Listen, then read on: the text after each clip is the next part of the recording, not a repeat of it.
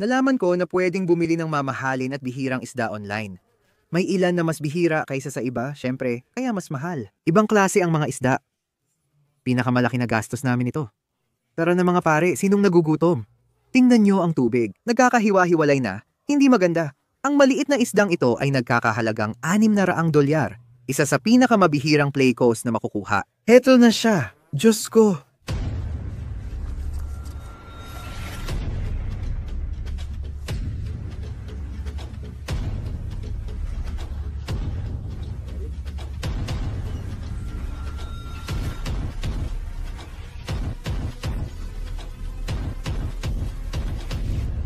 Kamusta VF Nation? Welcome ulit mga tol. Ngayon, bibili tayo ng pinakamabihira at pinakamahal na isda online. Hindi ko alam ang nangyayari sa akin. Gaya ng nakita nyo sa channel at video, ang dami kong binibiling bihira at mamahaling isda. Sobrang excited ako. $400. Sulit na yan. Pinakaastig nating isda yan. Tingnan nyo. Una ko itong nakita at binebenta ng $800. Nandito sa lalagyan ng mata-mata natin. Pero sa tingin ko, sulit ito. Mga pare, sobrang saya ko ngayon. Ibig kong sabihin, tingnan nyo tong mga to. 2 tigrinas catfish.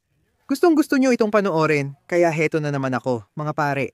Nagsimula ito kay Abby Aba Nightfish, isang bihirang isda mula Africa.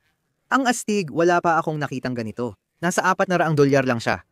Oo, mukhang mahal na yun para sa isang isda. Kung ikukumpara sa iba naming binibili ngayon, hindi na pala ganoon kalaki yon. Bumili kami ng $800 na mata-mata turtle. Sobrang laki. Mata-mata turtle na mula sa Amazon. Bumili kami ng 2 tigrinas catfish mula Amazon.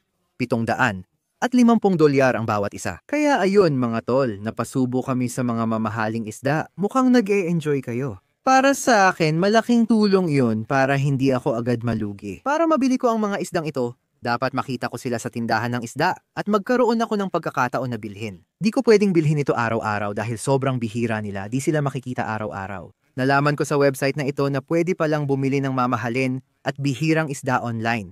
At hindi iyon maganda. Okay mga pare, malaki ang gagastusin ko sa website na ito. Pero ayos lang. Nasa website ako kagabi at nalaman ko. Tinitingnan ko lahat ng isda. Hinahanap ko yung pinakabihira at pinakamahal kasi doon ako nahuhumaling. Napunta ako sa section ng plakos, yung alien na isda na tawag natin.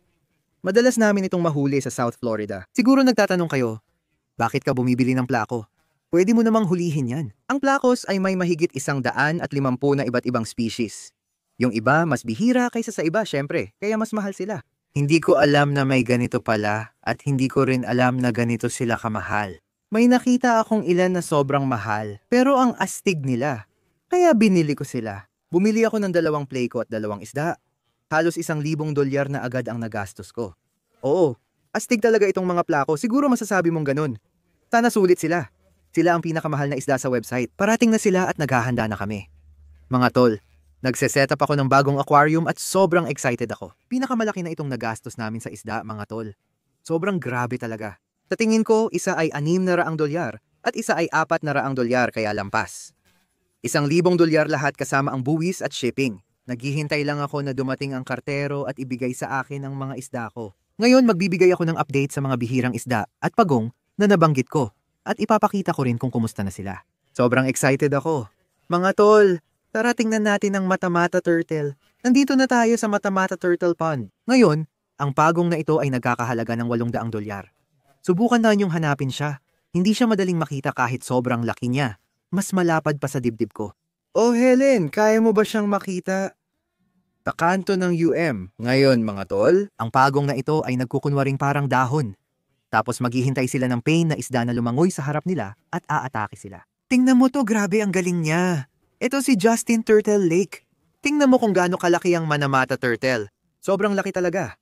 Maraming mollies at comic cichlids ang nilagay namin dito para pagkain niya. Dumadami na sila kaya maraming pagkain para sa kanya. Kunin natin siya at ipapakita ko sa inyo ang lagay niya. Gising na Justin. Sana huwag mo akong kagatin. Diyos ko. Sana huwag mo akong kagatin. Diyos ko. Tignan mo tong hayop na to. Sobrang laki niya, mga tol. Sa ngayon, ito na yata ang pinakamalaking ginastos namin para sa isda o kahit pagong. $800. Ngayon, lampas pa ron. Mahigit 1,000 ang gastos namin sa 2 plakos. Pero grabe talaga. Tignan mo, parang dahon. Yung ulo niya parang dahon. Pasensya kung naistorbo. Hindi siya masaya. Nagbibigay lang kami ng update tungkol sa kanya. Papasok na kami ngayon. Titingnan ko si Abby. Pero susubukan ko munang hulihan siya ng pagkain. Bumalik siya sa kanto. May dala akong maliit na lambat. Nandoon ang mga mollies. Dahan-dahan lang.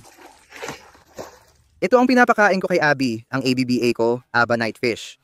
Pinapakain ko rin siya ng tilapia, pero ito ang feeder fish. Nag-aalaga kami ng mollies. Araw-araw akong humuhuli para sa kanya. Tignan natin kung kakain siya sa loob. Papasok na tayo, ipapakita ko sa'yo. Kagaya ng nakita mo, nagligtas tayo ng 2 palaka mula sa Asian food market. Tingnan mo, gusto na niyang umuwi. Oo, inilagay namin siya sa mata-mata, baka natakot sila kaya tumalon at lumipat ng tirahan. Dito, sa mini pond, ayun siya, hindi talaga siya umaalis dito sa pond na to. Ilang araw na siyang nandito. Yung isa pa, nandito rin. Medyo mahiyain lang siya, pero ayos naman sila mga tol. Nandito si Abby. Kumusta ka, big girl? Kaka-upgrade lang namin siya sa 125. Ang ganda niya ngayon. Siya yung isda na $400 galing Africa. Sobrang delikado sila, pero itong isa, hindi gaano. Papakita ko sa'yo ngayon. Sige Abby, oras na para kumain. Halika na. Sino ang gutom? Nako, Abby. Nasa baba lang, mahal. Diyos ko, bulag talaga siya. Ang isang problema sa mga isdang to ay sobrang liit ng mata nila. Tingnan mo kung gaano kaliit ang mga mata niya. Kaya kailangan nilang umasa sa mga sensory organ nila para hanapin talaga ang pagkain. Wala siyang ideya kung saan napunta ang molly. Nandyan lang yan, Abby. Alam niyang may pagkain sa tangke pero hindi niya makita. Pero kapag nahanap niya, hihilahin at hahatiin niya ito. At lumangoy siya mismo sa tabi nito. Malamang hindi niya mahuhuli yan hanggang sa gumabi. Ay, muntik na. Abby, malamang hindi niya makuha yan hanggang gabi kapag madilim na. Sa tapat ng tangke ni Abby ay dati niyang tangke. Dito may 2 tigrinas na hito kami. Bihirang isda. Nabili naming 2 sa 700 at 50 piso. Ang laki na nila. Bubuksan na natin. May hipon tayo dito. Ito ang paborito nilang pagkain. Gustong gusto nila to. Random na maglagay ng ilan. Tara mga pare, maglalagay tayo ng 3. May isa sa maliit na taguan. O naamoy na niya. Tingnan mo ang maliliit niyang bigote. Excited na sila. Nandoon yun. Mali pala, nandyan yung isa pa. Nauupo siya sa maliit niyang kubo. Tingnan mo kung gaano na sila kataba. Ang laki na nila. Grabe ang lalaki na nila ngayon. Tulad ng ABBA at ABBA knife fish, mahina rin ang paningin nila at umaasa sa bigote para maghanap ng pagkain. Pero halatang di gumagana ngayon. Ang mga tigrinas ay naghahanap pa rin ng pagkain. Tingnan natin kung gusto ni Abby ang hipon. Tara, may kakain ngayon. Pangako, kumakain talaga sila. Tara na, hindi naman ito aalis. O tingnan mo, seryoso. Oh, seryoso. Naglalaro lang siya dito. Oh, kumagat siya. Kumagat siya ng kaunti. Abby, Halika na, hindi. talagang malalaki ang personalidad ng mga isdang ito. Kung ayaw nila ng pagkain, iluluwa lang nila ito at aayaw. Gaya ng nakikita ninyo, maayos ang kalagayan ng lahat ng isda at ng pagong. Lahat ng mga mamahalin at bihirang binili natin kamakailan, dagdag pa ang 2 isda ngayon. Sana, ewan ko, gabi na raw. Darating sila ngayon, pero naghihintay pa rin tayo. Wala pa akong nakikitang kahon. Ito namang designer plakos. Mas bihira at mas mahal. Hindi sila lumalaki gaya ng karaniwang huli dito sa Florida. Minsan, may nahuhuli rin tayong albino tulad ng isa dyan. Tingnan mo kung gaano kalaki. Higanteng albino plako, pero yung mga nahuhuli natin ngayon, sa tingin ko malalaki rin. Sobrang laki para sa klase nila. Kaya sobrang excited ako. Mga tol, ilalabas ko muna ang albino plako para makita nyo kung anong isda ang bibilhin natin. Dahil kakaiba itsura nila, parang alien. Palihim ko silang aatakehin. Sana gumana to kasi gusto kong ipakita sa inyo yung mga plako. Oh, ayos, mukhang nakuha ko na siya. Bumalik ka rito ngayon din. Ay nako, halika na. Gusto lang kitang ipakita. Nakuha mo na siya? Tignan mo. Diyos ko, hindi ka panipaniwala. Ngayon, bibigyan ko kayo ng maliit na pahiwatig. Hindi sila yung albino na binibili natin, mas bihira pa sila doon. Sa tingin ko, bihira ninyo makita ang isdang kukunin natin ngayon. Ganyan ang magiging itsura nila. Ganyang hugis, ayan, yan mismo. Siguro $100, $200 ang pinakamataas. Yung mga binibili natin, mas mahal pa. Itong 2 isda na bibilhin natin ngayon. Nag-set up tayo ng panibagong aquarium para sa kanila. At ito na yon. Bago pa itong aquarium na to. Nasa sala ito. At gagawin natin itong parang Amazon na aquarium, tama? Malaking driftwood, malakas ang agos, at may mga buhay na halaman. Sa ngayon, mga pare, hindi pa nagagamit ito dahil inaayos pa ang filtration system. Kaya hindi pa natin malalagay dito ang mga isda na bibilhin natin ngayon. Kailangan kong mag-isip kung saan sila ilalagay. Pero hindi pwede dito. Pwede nating ilagay sila sa misteryosong lawa. Pero mahirap na silang mahuli ulit kapag handa na ang tangke. Gusto ko sanang isama sila kay Mata, pero natatakot ako. Hindi rin pwede sa mga Oscar. Baka sirain lang nila. Ganon din sa Predator Pond.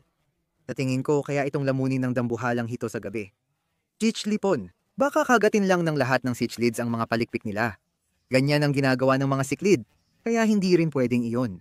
Mukhang nauubos na ang pagpipilian natin. Pwede nating ilagay kay Abby. Sa teorya, di ko alam kung paano siya magre-react. Pwede niyang hatiin sila or maging magkaibigan pa sila. Hindi natin malalaman hanggat di natin sinusubukan. Pero magastos kung magkamali. Pwede rin silang ilagay kay Tigrinus. Maamo ang plako. Sa tingin ko, di nila sasaktan si Tigrinus. Baka ito na lang ang opsyon natin hanggat di pa handa ang isa pang tangke. Sigurado akong magiging ayos ang mga isda na to kung darating sila. Naghihintay ako. Kaya oo mga tol, hindi ko alam kung kailan sila darating. Sana ngayon na. Sabi nila ngayon sila darating. Babalikan namin kayo mga tol pagdating nila. At sana ayos lang sila. Di talaga ako madalas umorder ng isda online. Isang beses ko palang nagawa. Kaya sana makarating sila ng maayos. At oo, magkikita tayo doon. Nandito na si Mama. Kailangan ko siyang sabihan, hello, nagbi-video ako. Naghihintay ako ng package ko. Bumili ako ng isda online dahil astig at minsan libre pa. Ang mga ito hindi mo makukuha ng libre. Minsan kailangan mo talagang bilhin sila. Yan ang gusto ng mga tao makita. Magaganda ba sila? Mga plako sila. Alam mo yung plako? Diyos ko. Bakit mo ayaw sa plako? Bakit galit ka sa kanila kahit di mo pa sila nakita?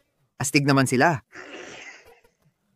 Alam mo kung magkano sila? Di ko alam. $1,000 sila.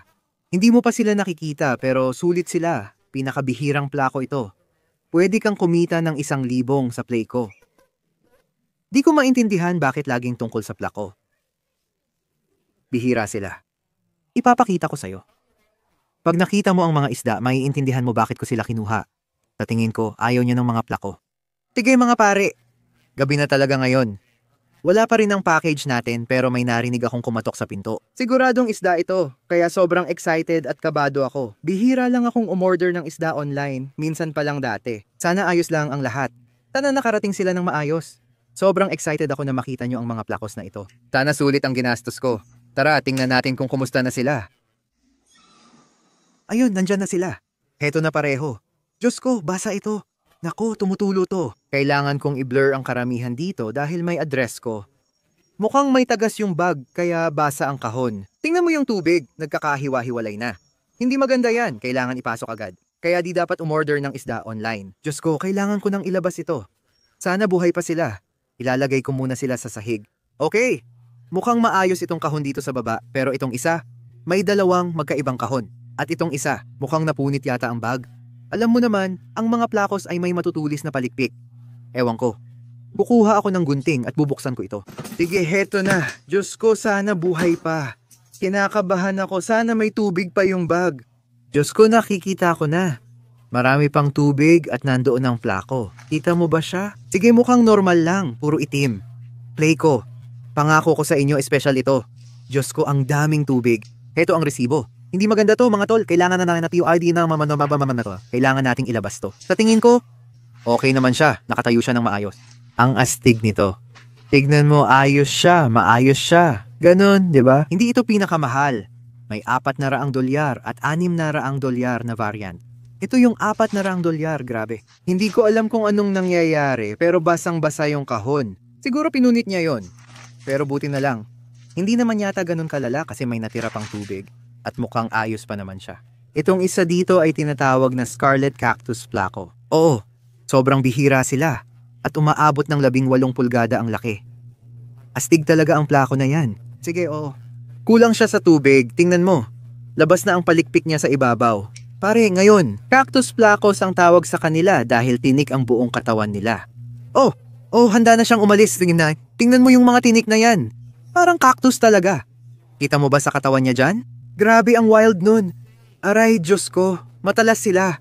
Mga pare, wala na tayong oras para i-acclimate siya. Sa palagay ko dapat na siyang ilagay sa aquarium.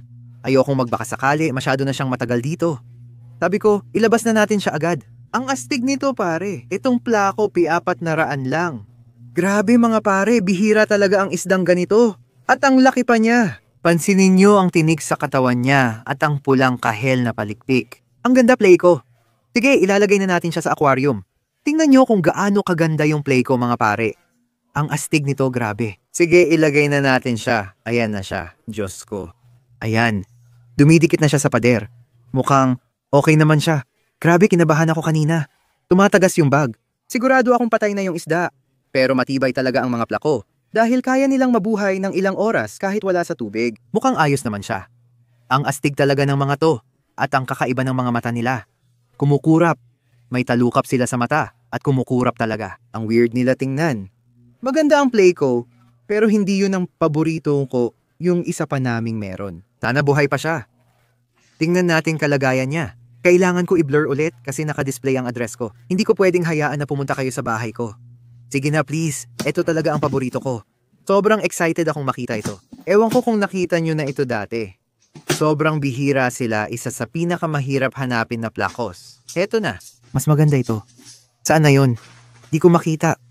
Nakikita mo? Wala akong nakikitang play ko. Ayun, nandoon. Okay, ayun siya, nandoon mismo. Sobrang excited ako ngayon. Buksan na natin to. Grabe. Diyos ko, ang ganda sobra.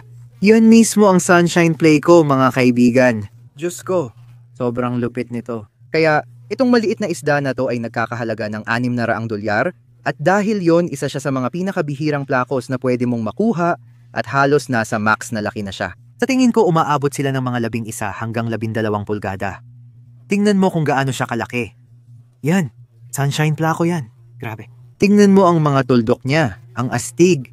Tingnan mo bibig niya, wow may ngipin. Ano ba yan? Tingnan mo, may maliliit siyang ngipin. Ang lupit, mga pare. Astig talaga. Si plakos, gaya ng sabi ko, may mahigit 150 uri. Bawat isa sa kanila ay may sariling kakaibang katangian at marka. Kaya talagang natatangi sila. At oo, ito ang isa sa mga pinakabihirang makakukuha mo. At halos nasa pinakamalaking sukat na siya. Grabe, ang astig nito. Ilalagay na natin siya sa tangke. Handa na siya at kasama na ang kaibigan niya. Mag-best buds talaga sila, tignan nyo. Magkapatong sila. Tignan nyo yan. Grabe.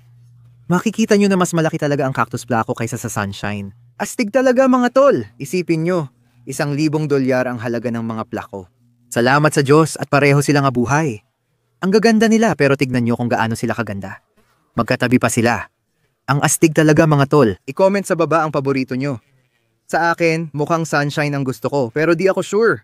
Astig din yung cactus. At ang tungkol sa cactus, yung mga tinik niya. Sabi ko nga, kaya ang lupit nun. Ayun, nandito na sila kasama ang Tigrinus. Sana magkasundo sila. Sana mag-behave si Tigranus. Aalis na rin tayo sa tank na yon para ihanda sa mga plakos. Tingnan nyo kung gaano kaganda yon. Sobrang lupit. Itong mga plakos, kakainin nila yung lumot sa aquarium na to, kaya maganda na nandito sila. Kung mapapansin nyo, maraming lumot sa likod. Bukod sa lumot at karne, kinakain nila pati kahoy at halos lahat ng bagay. Sa tingin ko, wala silang ginagawa kundi maganda lang tingnan. $1,000 ang halaga ng mga isda, pero parang estatwa lang. Sa tingin ko sulit naman. Sabihin mo kung sa tingin mo sulit din. Sobrang saya ko. Salamat sa Diyos at naging maayos ang lahat. Ang gagawin natin, bibigyan natin ito ng isang araw. Babalik tayo at bibigyan kayo ng updates tungkol sa mga plakos para alam nyo. Sana malampasan nila ang araw kasi di ko alam saan sila galing pero agad silang inihatid. Umorder kami kagabi, nandito na sila ngayon. Sana mabuhay sila. May 2 na tayong plakos para sa koleksyon. Kita tayo bukas para tingnan ng plakos. Sige mga kaibigan, isang araw na ang lumipas at parehong hindi nabuhay ang plakos natin. Joke lang, tingnan nyo ito. Buhay pa silang 2 at ayos sila. Ito ang cactus plako. Akala ko na wala si Sunshine plako pero ayun pala siya. Nagtatago lang sa likod ng bagay. Muntik na akong atakihin sa takot. $600 ang mawawala. Sabi ko pa, teka lang, andun lang siya kanina. Saan siya nagpunta? Kahapon, pagkakalagay kay Sunshine plako, agad siyang kumain ng tilapia na para kay Tigrinus. Ayun, maayos siya at kumakain agad. Siguro nagutom sa mahabang biyahe. Oh mga tol, isda na $1,000. Sana sulit. Sana magustuhan nyo rin ito gaya ng pagkagusto ko. Ang sunshine plakos, kumakain na. Sigurado akong ang cactus ay may kinakain na rin. Mukhang nagkakasundo na ngayon sina Tigrinus at plakos. Walang nag-aaway at pareho silang maayos. Kaya mga pare, sobrang tagumpay ang pagbili ng pinakamabihira at pinakamahal na alien isda online. Kung gusto nyong makakita pa ng mga ganitong video kung saan gumagastos ako ng sobra para sa mga isda, pati na rin mga pagong, mag-like kayo at mag-subscribe. Paalam!